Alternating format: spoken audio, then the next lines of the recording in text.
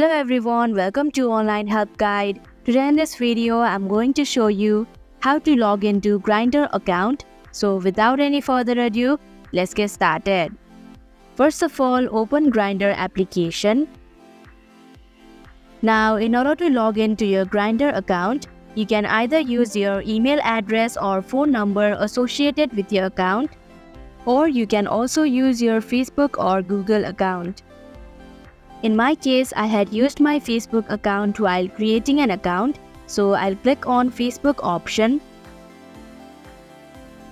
And that is how you can log into your Grindr account.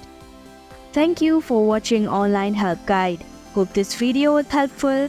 If it was, hit the like button and comment down if you have any questions or feedback. Also, if you are new to our channel, subscribe and hit the bell icon so that you don't miss our upcoming videos.